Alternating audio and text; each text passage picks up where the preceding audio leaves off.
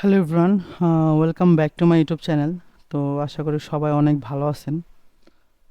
তো আমরা রানিং ক্যান্ডেলটাকে দেখে নেক্সট ক্যান্ডেলটাকে প্রেডিকশন করব।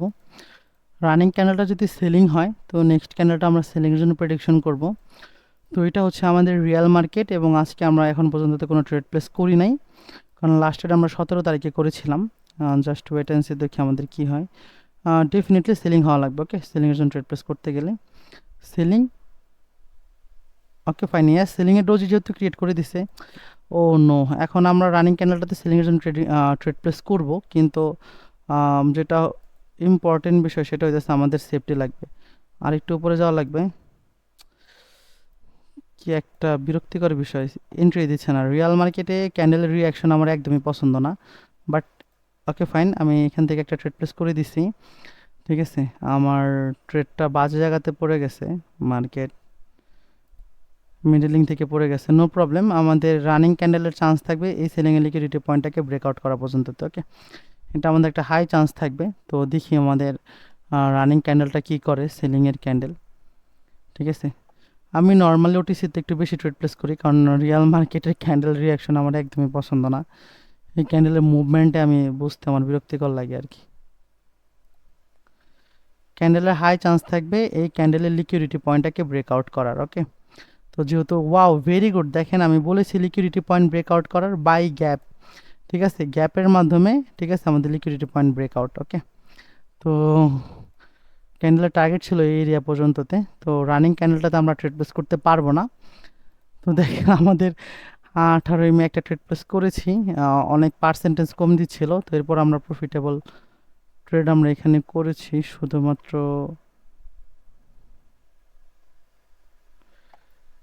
সেলিংয়ের জন্য।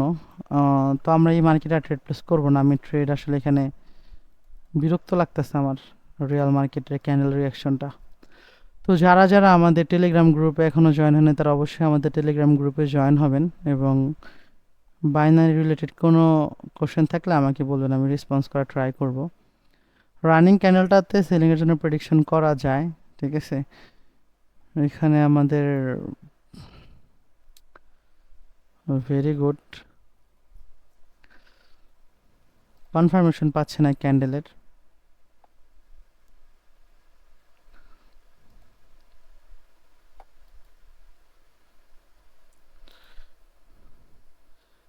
এগেইন রানিং ক্যান্ডেলের সেলিংয়ের জন্য ট্রেড প্লেস করবো মিডলিং থেকে। এগেইন সেলিংয়ের জন্য ট্রেড প্লেস করবো মিডলিং থেকে। ঠিক আছে, কারণ ক্যান্ডেলের যে প্রিভিয়াস ক্যান্ডেল যে মুভমেন্ট, তারা আসলে উইকনেস শো করছে। যেহেতু উইকনেস শো করছে, তো ডেফিনেটলি আমরা এখান থেকে সেলিংয়ের জন্য ট্রেড প্লেস করবো। আমরা কি নেক্সট ক্যান্ডেলও সেলিংয়ের জন্য ট্রেড প্লেস করতে পারি? এটা যদি আমাদের বিগ সাইজের ক্যান্ডেল হয়ে যায় তো আমরা এটাকে স্কিপ করে ফেলবো, কারণ সেলিংয়ের যত পাওয়ার ছিল এই ক্যান্ডেলে ইনভেস্টমেন্ট করা শেষ হয়ে যাবে। তো দেন আমরা বিপদে পড়ে যাবো সেলিংয়ের সাথে ট্রেড প্লেস করতে গেলে আর কি। তো এই ট্রেডটা আমাদের প্রফিট হয়ে যাবে। আই থিঙ্ক এটা ব্রেকআউট হওয়া চাই, এই লিকুইড এই পয়েন্টটা। ওয়েট, আচ্ছা দেখেন, এটা আমাদের ব্রেকআউট হলে আমরা ট্রেড প্লেস করতে পারতাম। ক্যান্ডেল রিয়াকশন দেখি এক্স্যাক্ট জায়গাতে ক্লোজিং দিছে আমাদের। রিয়াল মার্কেটের যে ব্যাপারটা এটা আসলে খুবই ইন্টারেস্টিং লাগে। ঠিক আছে, নেক্সট ক্যান্ডেলটাতে আমরা এফএফএলসি লজিক একটা ট্রেড প্লেস করে দিচ্ছি। ঠিক আছে, ফুলফিল দ্য লাস্ট ক্যান্ডেল। আমাদের চান্সেস থাকবে মার্কেটের 50% লেভেলের নিচে ক্লোজিং করা এবং রানিং ক্যান্ডেলটা রেড হওয়া। ওকে, দুইটা চান্স থাকবে, হয় বাইং 50% লেভেলের নিচে ক্লোজিং করবে অথবা রানিং ক্যান্ডেলটা সেলিং হবে। তো দেখা যাক মার্কেট কি করে। ও নো, মার্কেট আমাদের বিগ সাইজের একটা বাইং ক্যান্ডেল ক্রিয়েট করে দিয়েছে, যদিও আমরা এটাতে বিশ্বাস করি না, কারণ যে কোনো মুহূর্তে সেলিংয়ের প্রেশার আসতে পারে। আর রানিং ক্যান্ডেলটা সেলিং হওয়ার সক্ষমতা রাখে আর কি। ভেরি গুড রিয়াকশন, আর একটু পুশ লাগে। Okay fine, exact. দেখেন আমি আপনাদেরকে বলছিলাম যে ক্যান্ডেল, ঠিক আছে, এগেন দেখেন আমরা এগেন সেলিংয়ের জন্য ট্রেড প্লেস করে দিচ্ছি। আমি আপনাদেরকে বলছিলাম যে প্রিভিয়াস ক্যান্ডেলে 50% লেভেলের নিচে ক্লোজিং দিবে মার্কেট। ওকে, তো প্রিভিয়াস ক্যান্ডেলে 50% লেভেলে মার্কেট ক্লোজিং দিছিল, কিন্তু আনফর্চুনেটলি ভাবে আমার এন্ট্রি রং জায়গাতে পড়ে গেছিলো, যার কারণে শুধু ব্যালেন্সটাকে মার্কেট রিটার্ন করে দিছে। তো রানিং ক্যান্ডেলটাতে আমরা এগেইন সেলিংয়ের জন্য ট্রেড প্লেস করছি, কারণ প্রিভিয়াসলি যে আমাদের যে প্রেশারটা আসছে মার্কেটে, এটা আমার কাছে মনে হয়েছে এটা সেলিংয়ের রিয়াল প্রেশার। তো দ্যাটস আমি এখান থেকে সেলিংয়ের জন্য প্রেডিকশন করেছি। ওকে, স্টার্টিং থেকে প্রেডিকশন করেছি, তো দেখা যাক মার্কেট কি ক্যান্ডেল ক্রিয়েট করে। তো আই থিঙ্ক এটা সেলিং ক্যান্ডেল ক্রিয়েট করবে এবং সেলিং হওয়ারই চান্স থাকবে হাই।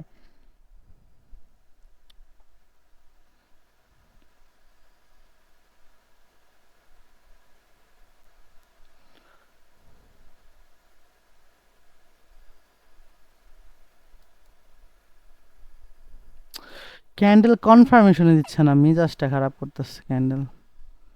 এখানে ট্রেড প্লেস করা যাবে না, অনেক সুন্দর ট্রেড হইতো ক্যান্ডেল, রানিং ক্যান্ডেলে অনেক সুন্দর ট্রেড হইতো।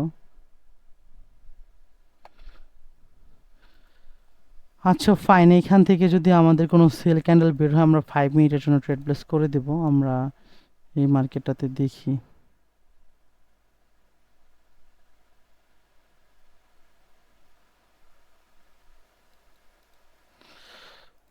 উপর থেকে ট্রেড ফেলাইছিলাম দুইটা ব্যাক টু ব্যাক, উপর থেকে ট্রেড পড়ছিল, এইখান থেকে ট্রেড প্লেস করেছে, ঠিক আছে মার্কেটে। ও মাই গড, ট্রেডের তো আমি তো টাইমার দিকে খেয়ালই করি নাই ভালোভাবে।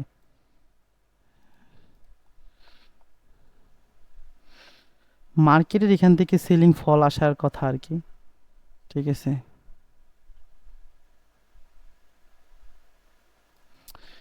ভেরি ব্যাড, মার্কেটের বাজে অবস্থা।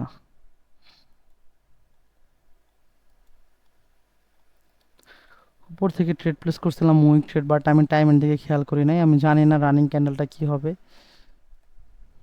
আচ্ছা ভেরি গুড রিয়াকশন, ক্যান্ডেলের রিয়াকশন অনুযায়ী রানিং ক্যান্ডেলটা একটা বাইং ক্যান্ডেল হবে, যেহেতু আমাদের এই দুইটা ট্রেড লস। তো রানিং ক্যান্ডেলটাতে আমরা এটা ট্রেডটা তুলে নেব প্রফিট। ওকে, কারণ রানিং ক্যান্ডেলটা 100% বাইং হবে, 100% আমাদের এখানে এই ক্যান্ডেলটা বাইং হবে। ওকে, এটা বাইং হওয়ারই কথা, এই ক্যান্ডেলের পরে রানিং ক্যান্ডেলটা বাইং হবে। আপনারা জানেন যে 3 ক্যান্ডেল পর মার্কেট রিভার্সাল ডিমান্ড করে, দেখেন 3 ক্যান্ডেল রিভার্সেল, 3 ক্যান্ডেল প্রায় রিভার্সেল, ঠিক আছে। তো এখানে কি রিভার্সাল আসবে? ইম্পসিবল, রানিং ক্যান্ডেলটা বাইং হবে, এর কোনো চান্স নাই, 0% চান্স সেলিং হওয়ার, ঠিক আছে 0% চান্স সেলিং হওয়ার কোনো চান্সই নাই, এটা বাইং হবে ক্যান্ডেল, ঠিক আছে। তো বাইং হয়ে গেছে আলহামদুলিল্লাহ, আমাদের ট্রেডটা প্রফিট।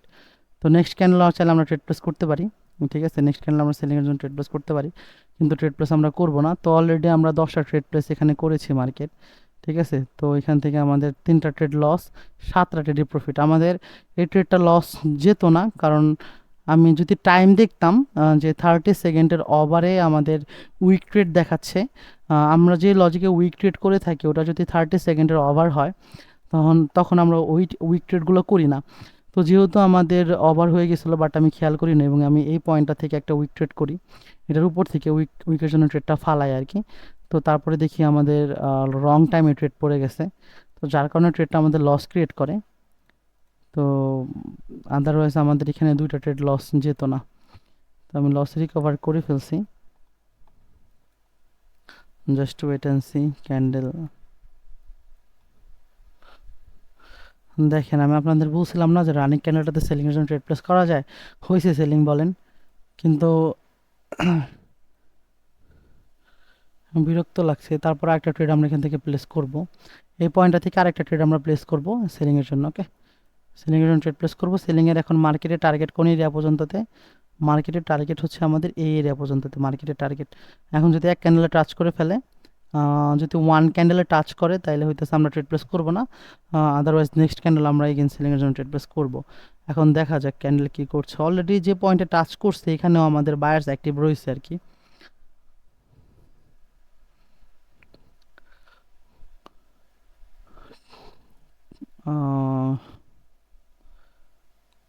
এত সুন্দর জায়গা থেকে ট্রেড প্লেস আমি করছি, ঠিক আছে, এটা যদি লস দেয় এত মেজাজটা খারাপ লাগবে।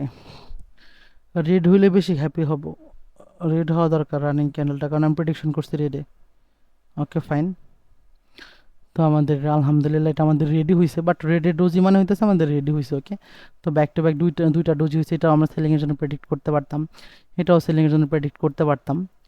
এখন আমরা ইতে যাব, ওয়েট অ্যান্ড সি মার্কেটের এখান থেকে সেলিংয়ের জন্য ট্রেড হয়, কিন্তু রিয়াল মার্কেটে ট্রেড করে অনেক মজা লাগতেছে, ক্যান্ডেল রিয়াকশন দেখে, কারণ এগেন আমাদের উইক ট্রেড করে দিছি আমরা। ওকে, এগেন আমরা উইক ট্রেড করে দিছি, তো মার্কেট ডেফিনেটলি আমাদের এই উইকের নিচে ক্লোজিং দিয়ে দিবে, কারণ এই উইকে এখন আমাদের সেলিং অ্যাক্টিভ রয়েছে, 100% সেলিং অ্যাক্টিভ রয়েছে। ওকে, 100% পিওর সেলিং অ্যাক্টিভ রয়েছে। দেখবেন পুশ তো এখান থেকে আসবে আসবে, জাস্ট ওয়েট অ্যান্ড সি।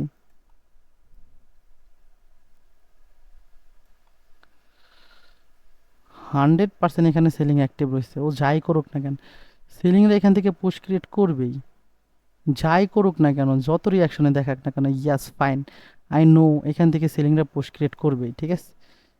তো লজিক যখন আপনার জানা থাকবে তখন আপনি রিয়েল মার্কেট আর ওটিসি নেই, পার্সেন্টেজ অনেক কম দিচ্ছে, বাট আমি অনেক মজা পাচ্ছি আজকে ট্রেড করে। নেক্সট ক্যান্ডেল আমরা ট্রেড প্লেস করে দেবো এগেন সেলিংয়ের সাথে, কারণ রানিং বাইং ক্যান্ডেল বলছে যে আমরা বাইংয়ের জন্য ইন্টারেস্টেড না, কারণ লাস্ট 5 সেকেন্ডের ক্যান্ডেল রিয়াকশন দিয়ে আমাদের বাইং এখানে এক্সস্টেড হয়ে গেছে। ওকে, তো যেহেতু বায়ার্স এক্সস্টেড হয়ে গেছে, তো ডেফিনেটলি সেলিংয়ের জন্য ট্রেড প্লেস কি করা যাবে? ইয়াস, এখানে আমরা সেলিংয়ের জন্য ট্রেড প্লেস করতে পারবো, রানিং ক্যান্ডেলটাতে সেলিংয়ের জন্য ট্রেড প্লেস করতে পারবো, সেলিং হবে।